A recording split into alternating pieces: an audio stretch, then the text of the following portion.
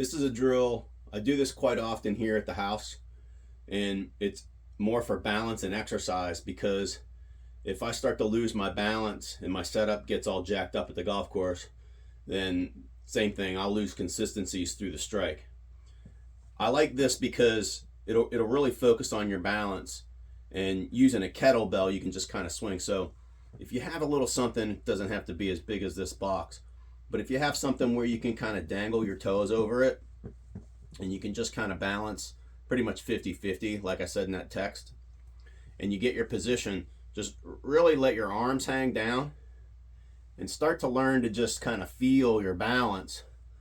Almost stay back from, right about where kind of the ball area of your foot is, like right in here, and watch that nothing shifts. The big thing about this, I always kind of pretend, even when I'm at the golf course, is that I never want to fall into the area wherever, that you have on the golf course, you can fall towards your toes, but it wouldn't feel like you're falling over. Whereas if you had something in front of you that you could fall into, if you moved or shift the balance this way, or you went backwards like this at all, you're going to start to lose your balance and feel like you're falling off into the cliff. So I just try to really just exercise this rotation part and just feel my balance, and I do that at home a lot because it's going to make my body work and run a little bit. I know it's not going to get lifty and stop my rotation. So that's one thing you can do. You can do it without a weight. Sometimes too, I just use this body bag.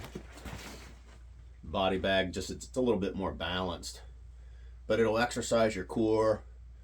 It'll kind of keep your arms hanging down, and that width too will keep solid rotation. Now, why is that important? Well, if I take this box and I turn it this way, I might get my camera angle a little bit wrong, and I leave my feet dangling over like this and I start to fall forward, I'm going to have to straighten out or fall back so that I don't fall off into the cliff. Whereas if I keep my balance and I start to use my body rotation, so a little hips and a lot of shoulders, I'll never lose my balance. And if that's the case, then this impact area is always going to be the same. Whereas when I start to lose this balance, then I start to guide the golf club and I'm changing directions all the time. I would start doing some of those exercises maybe at home.